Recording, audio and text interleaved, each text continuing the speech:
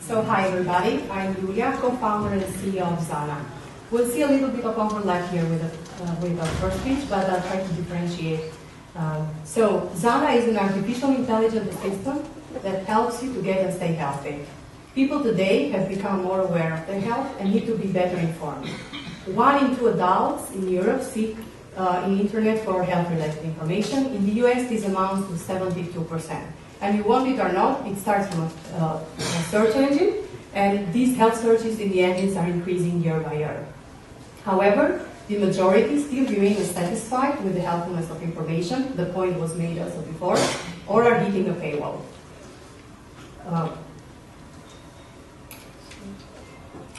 So, how is Zana different? First of all, Zana offers intelligent assistance that accompanies you from health concern to solution.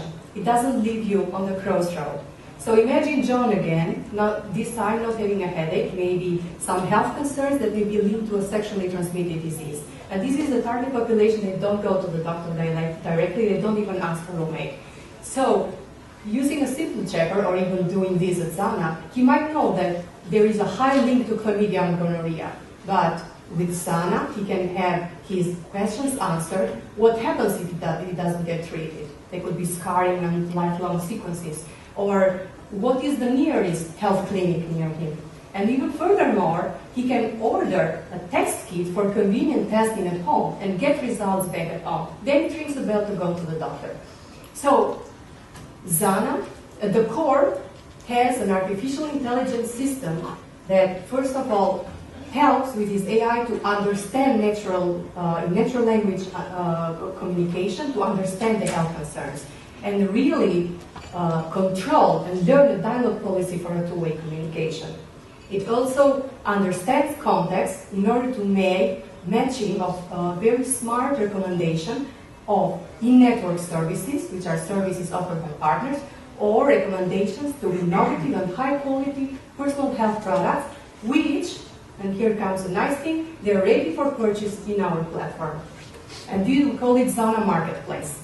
The marketplace is one of the 3 revenue streams that we have planned. The other 2 are advertising, a little bit still, we have to take careful of that and have the neutrality, and of course health analytics, but this comes later with a larger user base for clients such as insurance or pharma, with a projected revenue of 1.1 million at 100K daily visitors. So we are targeting for selected EU countries and 2 populations, patients at risk of cardiovascular disease and young people interested in sexual health. What makes Zana unique in this competitive landscape with only a handful of AI systems and many symptom checkers is the ability for natural interaction and understand concerns in natural language. This is where we're doing extensive training. Acting as a personal companion. We don't want to have an anonymous user, it can be optional, but want to learn about the user over time. And in-network service integration, the first solution to integrate the marketplace in this landscape. So, technology is consolidated through years of research and development by the 2 co-founders. This is me, Julia Hoxha, and my colleague, Armand Braha, in our doctoral works, postdoctoral works. And we also are supported by a team of really intelligent, great people that cover the core positions for now to make Zana successful. So, our achievements so far, we work fast, efficiently. We have achieved our first releases, and Amazon Alexa, I actually wanted to show it to you, but the wireless was down. And chatbot on our portal. We have already our first innovation awards and grant to support us with the initial funds. And what we need next, strengthen, increase partnerships, especially commercial partners, but also strategic partners, and get support in funding for a 15 months runway to reach product market fit and profitability. Okay, all right. Thank you so much.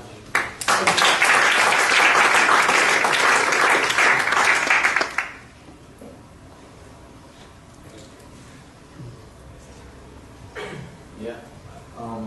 You're going to target, but how are you going to reach the people? You didn't really talk about that. Can you expand on that a bit more?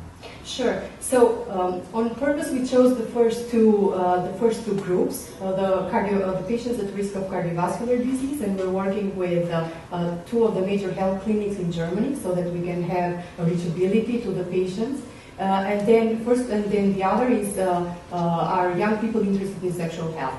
We have a lot of visibility because we do a lot of search engine optimization with our information, which is free, and we already have visitors coming to our portal only through accessibility from the search engines.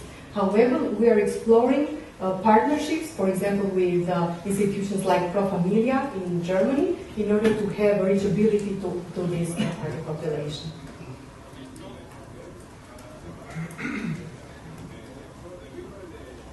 So, I don't know if any one of you were in the other demo that I showed earlier, where there was still this use case of Tom, I actually named it, waking up with these symptoms and having an interaction via voice. Right now we rely on speech-to-text technology from Alexa, but our tracking will be very soon released for mobile system.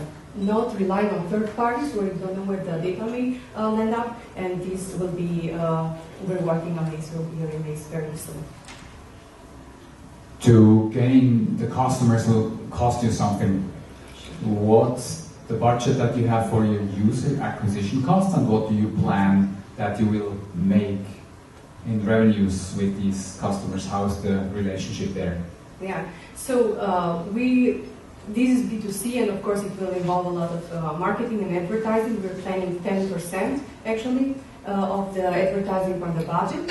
And as I mentioned, we are aiming by 2020 to have 2.1 million unique visitors per month at Zana, which would amount to 100K visitors, and this would be this revenue of 1.1 million. And how we come up with these numbers, with a financial projection, we start from the visitors that we might have in our channels, and then compute a conversion rate, a very modest one, of what will convert into buyers or into clicks for advertising. But mainstream is marketplace. And we see this marketplace as a central solution, because you see here many startups coming with very fancy medtech or other fitness solution or personal health products. So where do they go to distribute those? Zana would be one. Why would be a very good channel? Because people don't purposely search for a medical device all the time. They start with a concern, they start with a problem, and we are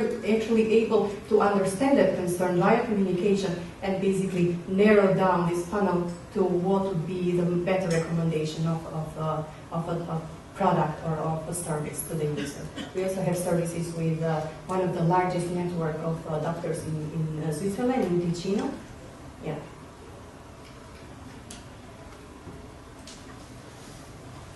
So, we still have time for about one more question. In terms of international growth priorities, language?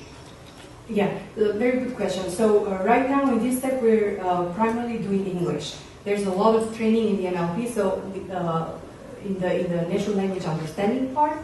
So we are also relying on good knowledge bases that we're constructing together with doctors. So right now we have English. We're based in Germany, and from the communication talks we already see this traction of service providers and healthcare professionals to be on our platform. So starting from next year we'll also concentrate on the German language. In terms of the market, we'll target selected EU countries because of the dropshipping agreement that we have for our marketplace.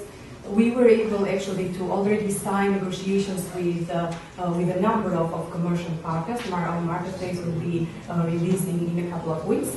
But we see from the visitors coming and then the queries being done, a lot of interest in India, and of course also in the US, but there is also this kind of unexplored market that are with a high potential. They also, right now, they search in English, that's why they land to our site and communicate with the assistant.